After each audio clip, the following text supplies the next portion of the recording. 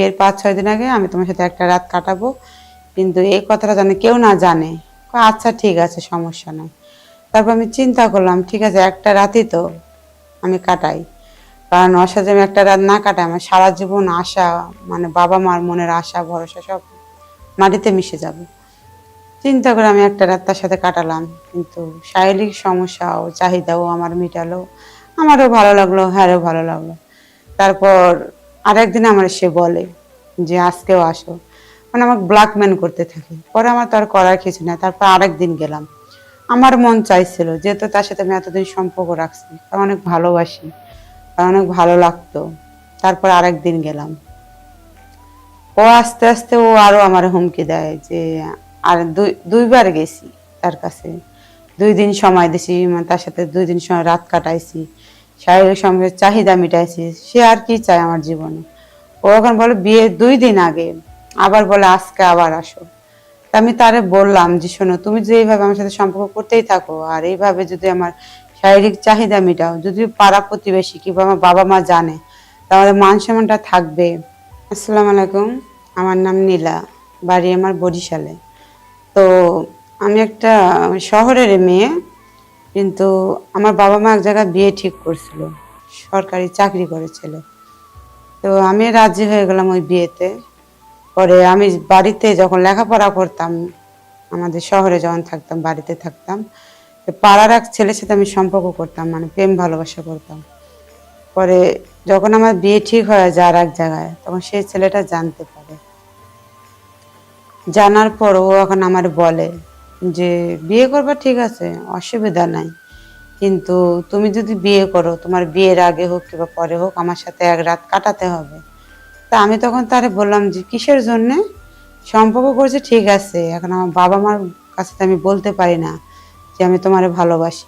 যেহেতু বাবা মা আর এক জায়গায় বিয়ে ঠিক করছে, সরকারি চাকরি করে, অনেক বড় একটা চাকরি, সেই জায়গাতে আমি অনেক সুখে থাকতে পারবো। তাহলে আমি এই জায়গাতে বিয়ে হই, তোমার আপত্তি কোথায়?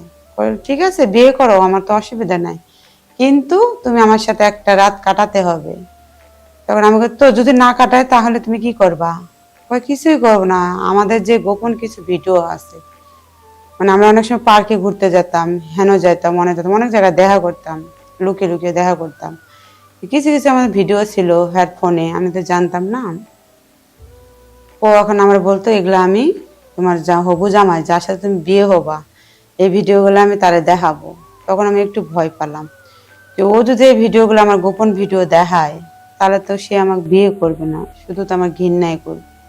তখন চিন্তা করলাম ঠিক আছে, বিয়ের ৫-৬ দিন আগে আমি তোমার সাথে একটা রাত কাটাবো, কিন্তু এই কথাটা যেন কেউ না জানে। আচ্ছা ঠিক আছে, সমস্যা নাই।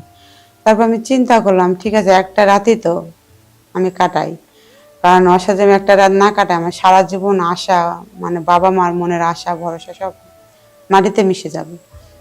চিন্তা করে আমি একটা রাত তার সাথে কাটালাম, কিন্তু শারীরিক সমস্যা ও চাহিদাও আমার মিটালো, আমারও ভালো লাগলো, হ্যাঁরও ভালো লাগলো। তারপর আরেকদিন আমার সে বলে যে আজকেও আসো, মানে আমাকে ব্ল্যাকমেল করতে থাকে। পরে আমার তো আর করার কিছু না, তারপর আরেকদিন গেলাম। আমার মন চাইছিল, যেহেতু তার সাথে আমি এতদিন সম্পর্ক রাখছি, কারণ অনেক ভালোবাসি, কারণ অনেক ভালো লাগতো। তারপর আরেকদিন গেলাম। ও আস্তে আস্তে ও আরো আমার হুমকি দেয় যে আর দুইবার গেছি তার কাছে, 2 দিন সময় দিছি, মানে তার সাথে 2 দিন সময় রাত কাটাইছি, শারীরিক সঙ্গে চাহিদা মিটাইছি। সে আর কি চায় আমার জীবনে? ও এখন বলে বিয়ে 2 দিন আগে, আবার বলে আজকে আবার আসো। তা আমি তারে বললাম যে শোনো, তুমি যে এইভাবে আমার সাথে সম্পর্ক করতেই থাকো আর এইভাবে যদি আমার শারীরিক চাহিদা মিটাও, যদি পাড়া প্রতিবেশী কিংবা আমার বাবা মা জানে, তাহলে মান সম্মানটা থাকবে? মানে সমস্যা নাই, কেউ জানবে না, তুমি চলে আসো। পরে আমি আবার আবার চলে যাই ওই জায়গায়।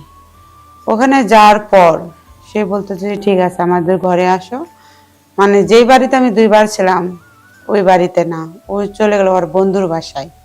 মানে বাড়িতে সমস্যা, থাকা যাবে না, আমাকে আচ্ছা ঠিক আছে আমার বন্ধুর বাসায় যাই।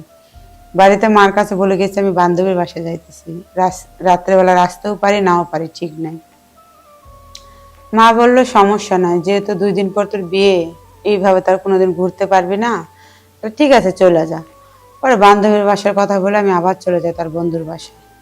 সেখানে যে আমরা দুজনে এক রুমে থাকি, থাকার পর সারাটা রাত থাকি ওর সাথে।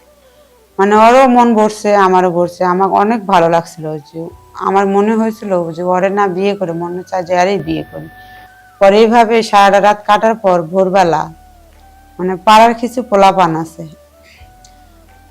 পোলাপানে আমাদের মানে দেখে। এখন আমি জানতাম না কিংবা আমি জানিও না যে এগুলো ও করাইছে না তারা নিজের থেকে আসছে, সেটা আমি কিন্তু মানে কিছু মাথায় আসে না এসব। পরে তারা আসে, এখন বলে মানে হাতে নাতে ধরে, একটা ছেলে একটা মেয়ে একটা ঘরের মধ্যে কি করে সারা রাত। হাতে নাতে ধরার পর এখন আমি তার বলি যে এখন আমি কি করব, ওই এখন আর কি করবা, করার তার কিছুই নাই। পরে পাড়ার পোলাপান বলে তুমি একটা ছেলের সাথে একটা পরপুরুষ তুমি চেনো না জানো না। তা আমি বলি, না আমি তার সাথে প্রেম করতাম। পরে সমস্যা নাই, তুই যখন ধরায় পড়ে গেছো সারাটা রাত কাটাতে পারছো, তার সাথে সারা জীবন কাটাতে হবে। আমাকে এটা অসম্ভব, কখনোই না। কখনোই না মানে কি, তুমি তারা ছিল কেন তার সঙ্গে?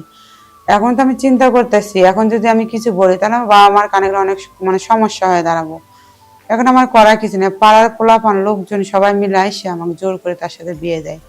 কিন্তু আমারও আর করার কিছু ছিল না, যেহেতু আমি ধরা পড়ে গেছি। এখন ওর মনে একটা প্ল্যান ছিল না কার মনে কি ছিল এটা তো আমি জানতাম না। কিন্তু তার সাথে আমি এখন কষ্ট করে সংসার করতেছি, যে আমি যেই জীবনে আশাগুলো করছিলাম সব জলে ভেসে গেল। কিন্তু আপনারা দোয়া করবেন আমি যেন সারাদিন এই স্বামীর সাথেই সংসার করতে পারি। আল্লাহ হাফিজ, আজকের মতো বিদায় নিলাম।